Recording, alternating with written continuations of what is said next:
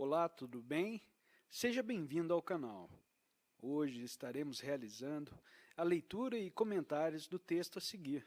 Esperamos que a compreensão e entendimento do mesmo possa te ajudar de alguma forma e assim você e também todos os seus entes possam ter um melhor entendimento de nossa vida diária e possamos lidar da melhor forma possível com as situações que ocorrem em nossa vida. Lhe desejamos uma ótima audição. Capítulo 7. A guerra entre as feministas. Parece-me que nos Estados Unidos existem duas facções feministas distintas. O grupo das feministas com base religiosa, cristãs na maioria, e o grupo das humanistas, que seguem uma filosofia antiteísta. No meio destas, existem as feministas mais ecléticas, ou seja, aquelas que, de maneira não fanática, simplesmente apoiam qualquer melhoramento na condição de vida das mulheres. O primeiro grupo caracteriza-se em grande parte por uma visão mais moralista, defendendo valores tidos como básicos: a família tradicional, o capitalismo e instituições em geral. Poderíamos chamá-las de as feministas de direita ou reacionárias. Entre as representantes deste grupo estão as Concerned Women for America Inc., Mulheres Preocupadas com a América, cuja presidente é Beverly LaHaye, esposa de um evangelista e que conta com 200 mil membros por todos os Estados Unidos. O segundo grupo caracteriza-se mais por uma defesa dos interesses pessoais das mulheres, no que diz respeito à sua realização individual, seja qual for a sua natureza, como, por exemplo, defender o sexo livre, o homossexualismo, o aborto, a vida materialista, a descrença de todo e qualquer sistema de valores, ou seja, o amor, a maternidade, a fidelidade, a espiritualidade, etc. Elas poderiam ser vistas como o extremo da esquerda, embora não comunistas necessariamente.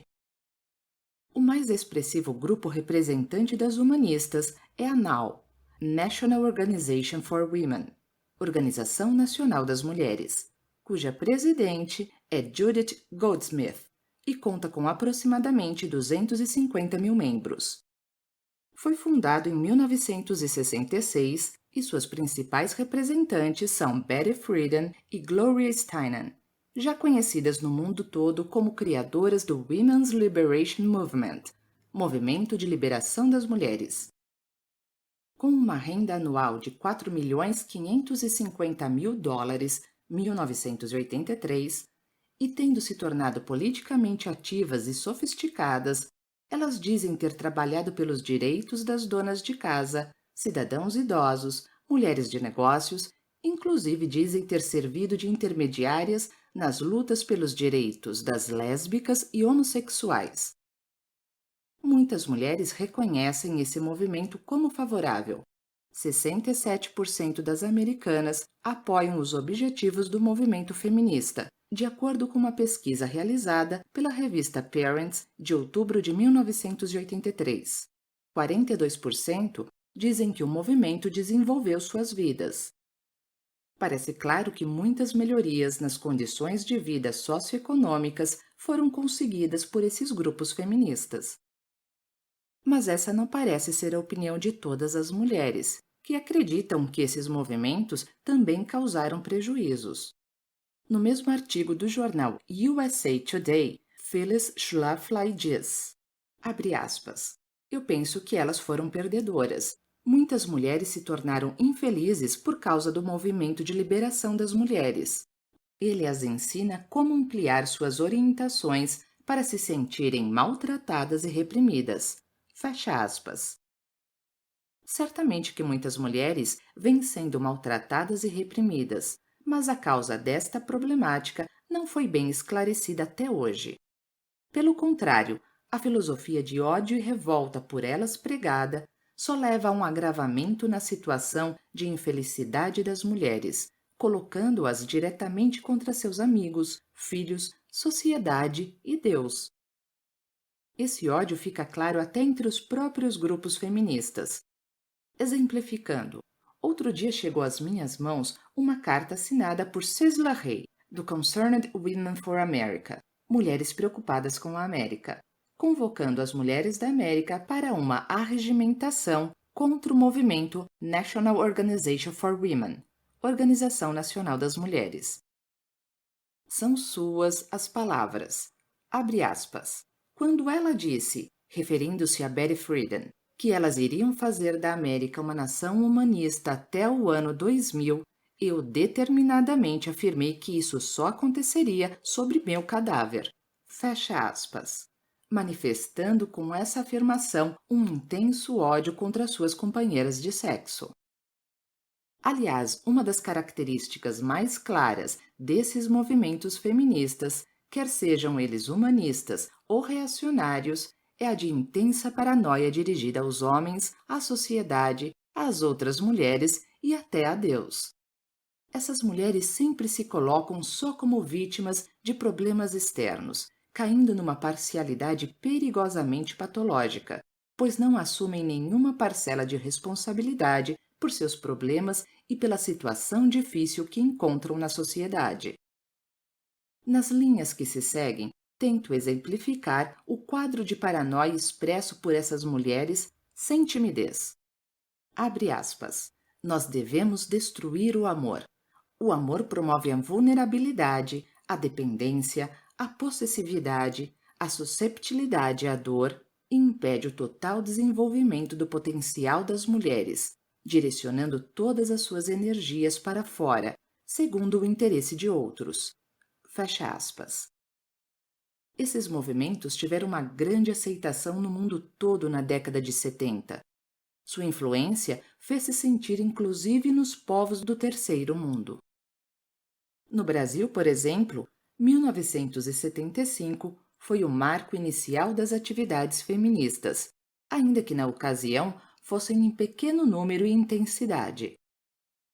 Em junho deste mesmo ano, foi comemorado o Ano Internacional da Mulher, e todos os resultados revelados nesta data foram unânimes em afirmar que, em todos os países, independentemente do seu grau de desenvolvimento econômico, a mulher era tratada como um ser desigual e inferior.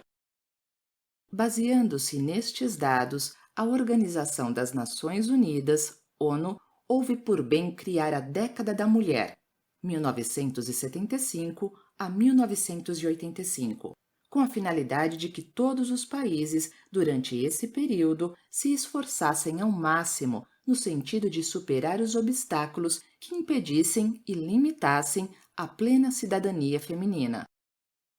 Muitas iniciativas de lá para cá foram criadas, mas poucos resultados concretos foram conseguidos. Isso me faz pensar que existem problemas realmente determinantes desta situação que não estão sendo devidamente abordados. Um deles, um dos principais, é o fato de a mulher estar vendo no homem seu maior inimigo, e não nos homens e mulheres do poder econômico. Outro motivo primordial é o fato de as mulheres acharem mais vantagem nessa situação de alienação em que se encontram, tendo interesse em permanecer na dependência dos homens. Na revista Insight foi publicada uma reportagem de Diana West, chamada The Mystique of Female Journalists, a mística das jornalistas femininas, falando de um encontro realizado em Washington, D.C., entre 100 jornalistas de 39 países, o International Women's Media Project, projeto internacional da mulher na mídia. Elas não devotaram muito do seu tempo para discutir trocas de notícias ou ética, disse Diana. Elas estavam muito preocupadas com a descriminalização sexual, isto é, as jornalistas dos Estados Unidos estavam. As representantes dos outros países pareciam ter muita dificuldade em compreender qual era o grande problema. O que a jornalista tenta demonstrar é que parece que as americanas têm uma preocupação exagerada em combater o que elas veem como diferenças entre os sexos enquanto as demais jornalistas dos outros países estavam mais preocupadas em como desenvolver melhor o seu desempenho profissional. No mesmo artigo, transcreve o seguinte: Georgia Ann Geyer concluiu que os homens e mulheres são irrevogavelmente diferentes. As mulheres entendem as questões melhor que os homens, ela afirmou, referindo-se à transação de armas do presidente Reagan com o Irã. Ela disse que o homem que fez tal coisa não tinha nenhum conhecimento da cultura do Irã. Mas suas opiniões sobre outras questões estrangeiras não pareciam concordar. Françoise Van de Mortel, da TV belga, se levantando da plateia, afirmou: Eu estou cheia da ideia de que se as mulheres estivessem no poder, se as mulheres pudessem fazer todas as histórias, o mundo seria um lugar maravilhoso. Notem os leitores que as ideias feministas não somente têm perdido a força ultimamente, como até certo ponto estão caindo no ridículo.